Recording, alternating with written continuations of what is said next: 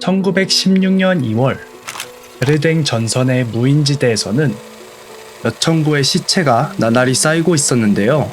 서부 전선의 벽은 어느 때보다 견고하고 높게 보였지만 이 가공할 만한 철벽에 도전할 야심차고 대담하고 무모한 진격이 또 다가오고 있었습니다.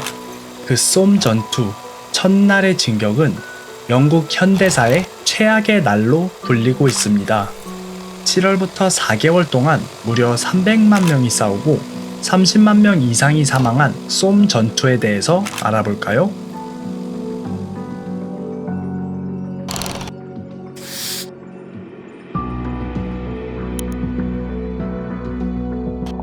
전쟁의 모든 참전국들은 이제 현실을 직시해야 했습니다. 두 번째 크리스마스를 맞이해서는 열광적인 환호 아래 전장에 나섰던 젊은이들의 모습은 온데간데 없이 사라졌는데요. 전쟁이 흐지부지해지자 연합군은 1915년 12월에 만나서 중부 동맹군을 한 번에 박살낼 계획을 세우는데요. 이듬해 1916년에 동시에 공세를 펼치기로 계획합니다.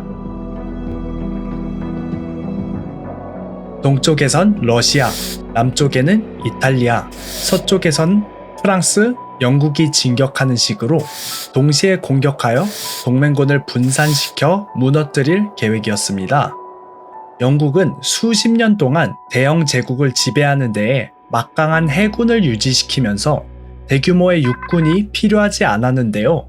1차 세계대전에 들면서 육군을 참전시켜야 했던 영국군은 정규 원정군의 병력이 전쟁 초기에 급격히 줄자 전쟁부 장관이었던 키치너 경은 대대적인 자원자 모집에 나섰고 1916년 1월부터 징병제를 실시하며 곧 200만 명의 영국군이 서부전선에 도착하게 됩니다.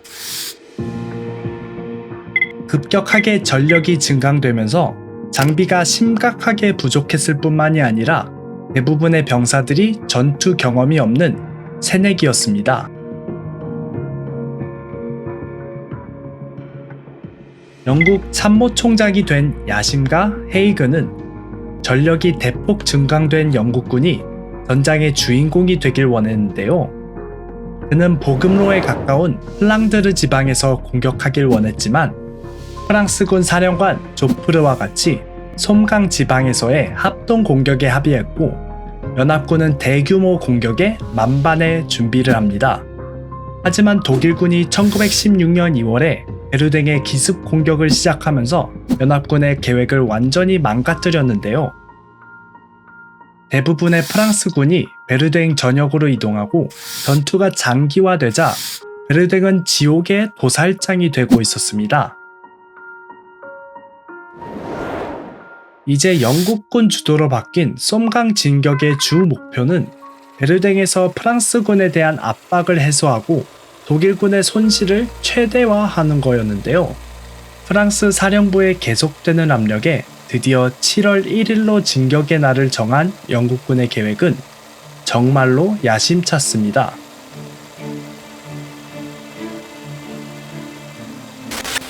계획은 이러했습니다. 7일 동안 지금까지 보지 못한 대대적인 포격을 실행한 후에 7월 1일 초토화되어 있는 독일군 참호를 지나 영국 제4군은 몬토반에서 세르까지 이르는 1차 방어선을 점령할 동안 제3군은 북쪽에서 양동작전을 펼칠 계획을 세우는데요.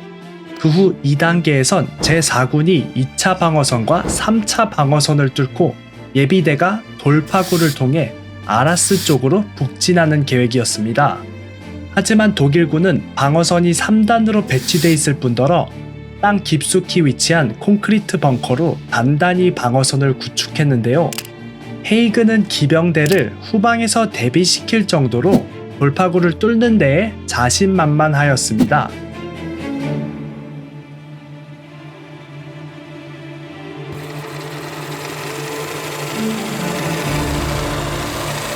(6월 24일) 드디어 전방에 대대적인 포격이 시작됩니다.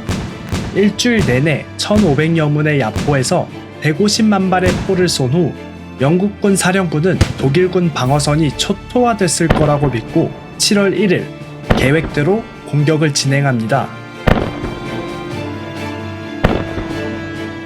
돌격하기 10분 전 공병대가 미리 설치한 폭약들을 터뜨리자 거대한 분화구가 형성되며 많은 독일군들이 순식간에 사망했는데요.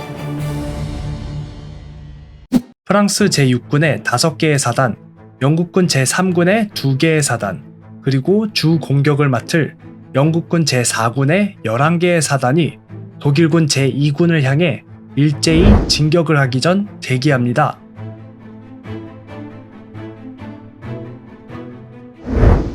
7시 30분, 모든 준비가 끝난 영국군이 참호에서 나와 무인지대에 한 명 한 명 걸어가기 시작합니다. 헤이그는 영국군이 저항을 아예 받지 않고 참호를 점거만 하면 될 거라고 생각했고, 영국군은 일렬로 무인지대를 걸어서 가로지르기 시작했는데요. 각각 약 30kg의 장비를 메고 가는 병사들은 독일군 참호가 가까워질 무렵 예기치 못한 기관총 세례에 그야말로 쓸려 나갑니다. 영국군의 예상과는 달리 독일군의 방어선은 7일 동안의 포격 후에도 견고했는데요. 영국군 야포의 성능이 비교적 안 좋았을 뿐더러 많은 포탄이 불발됐고, 깊이 매복해 있는 적에게 효과적인 보폭탄보다 유산탄을 사용하여 지하 벙커 깊숙이 숨어있던 독일군은 버틸 수 있었습니다. 견고한 독일군 방어에 걸어오는 영국군은 너무나도 쉬운 타겟이었는데요. 그래도 임무를 완수해야 하는 영국군은 계속 진격했지만 적 참호 앞 철조망도 차마 포탄으로 끊기지 않아서 사이사이 지나가다가 기관총 세례에 몰살되기 마련이었습니다. 초기 피해가 얼마나 심했냐면 공격이 시작한 지 1시간이 지난 8시 반, 진격한 6만 명의 영국군 중 목표를 달성한 병사들은 3분의 1도 안 됐을 뿐더러 그중 3만 명의 사상자가 발생했습니다. 첫날, 프랑스군은 비교적 선방하고 영국군도 남쪽의 몬토반, 마메츠를 점령하는 데 성공하지만 중심부의 오빌리에스 쪽이나 알버트 보펌도로 북쪽에서는 그야말로 시체만 가득한 참사였습니다. 솜 전투의 첫날, 단 하루 만에 독일군은 10,000에서 12,000명, 프랑스군은 7,000명의 사상자를 입은 반면 영국군은 57,470명의 사상자 중 19,240명이 죽는 영국군 현대 역사상 지금까지 가장 사상자가 많은 하루로 기록됩니다. 하지만 일상이 된 잔인함에 무뎌진 영국 사령관들은 도살장이 된 전장에 계속 병사들을 내보내는데요. 1차 공세는 7월 1일부터 7월 14일까지 이루어졌는데요. 첫날, 말도 못할 사상자를 입은 영국군은 좀 더 조심스럽게 진격했고, 첫날 약 6만 명이었던 사상자는 그 후 하루에 2,000명꼴로 줄어들었습니다. 포탄 세례에 맞선 독일군의 방어는 경이로운 수준이었지만 독일군도 날로 늘어가는 사상자에 수비엔 심한 압박을 받았습니다. 7월 14일부터 이어진 2차 공세는 9월 중순까지 콩탈메종과 가장탱 르프티 같은 독일군 2차 방어선 일부 지역을 점령하는 데 성공하고, 영국군은 물론 호주군과 남아프리카군도 심한 피해를 입으면서 꾸역꾸역 전진을 하는데 성공합니다. 9월 15일부터 3차 공세에서는 영국군이 드디어 회심의 무기인 탱크를 앞세워 전진했는데요.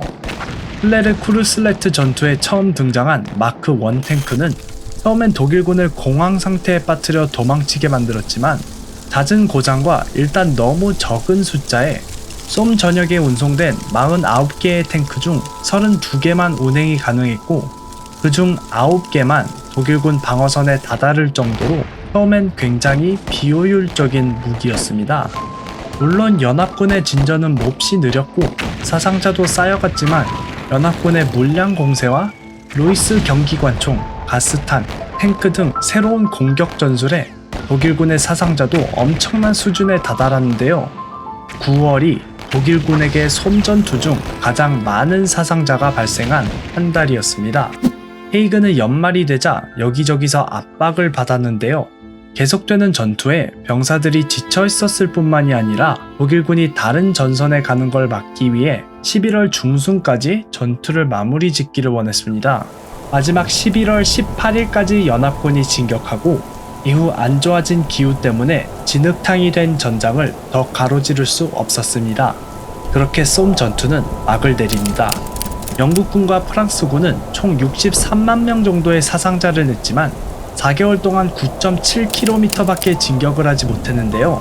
독일군도 약 50만 명에서 60만 명의 사상자를 내며 베르든과 쏨 전투 이후 1급 병사들이었던 독일 정규군이 거의 괴멸했습니다. 헤이그는 마지막엔 임무 완료라고 결론을 냈지만 쏨의 도살자라고 후에 불리게 되는데요. 쏨 전역의 남은 방어선은 상태가 좋지 않았고 영국군의 공세가 이어질 경우 뚫릴 위험에 독일군은 새로운 방어선을 구축하기에 이릅니다.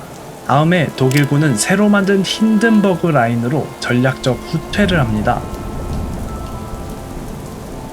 영국군의 키츠너의 군대라고 불리는 많은 자원자들이 쏨에서 첫 전투에 투입되어 많은 이들이 전투 개시 1시간 안에 허무한 죽음을 당했는데요. 그 당시 각 팔스 대대라고 하는 지역 연대로 같은 지역 출신의 사람들을 몰아서 배치하여서 많은 병사들이 어린 시절부터 알던 이들이 몇백 명의 단위로 죽어나가는 걸 옆에서 봤을 뿐더러 특히 쏨 전투에서 몇몇 대대들이 전멸되었을 때에 한 동네의 젊은 남자들이 거의 전멸하는 큰 비극을 낳았는데요. 이후 영국 정부는 이 팔스 방침을 바꾸게 됩니다. 하지만 살아남은 이들은 귀중한 경험을 얻어 이후 탱크 전술이나 참호 탈환의 전략을 발전시키는 데에 큰 공헌을 하는데요. 쏨 전투로 인해 독일군은 연합군의 물량과 병력에 따라가지 못한다는 걸 뼈저리게 깨닫습니다. 영국군 모두 이제 대륙의 국권이 자리를 잡았을 뿐만이 아니라 1916년 중순을 기점으로 영국의 전쟁 물자 생산 능력이 급격히 증가하는데요. 총기는 2~3배, 포탄은 5배, 박격포는 9배, 항공기도 8~9배의 생산 능력 증가를 보여주면서 장기화되는 전쟁의 흐름을 연합군에게 오게 만드는 계기가 됩니다. 다음엔 1년을 건너뛰어 전쟁의 마지막 해 1918년에 대해 알아보려 합니다. 항상 감사합니다.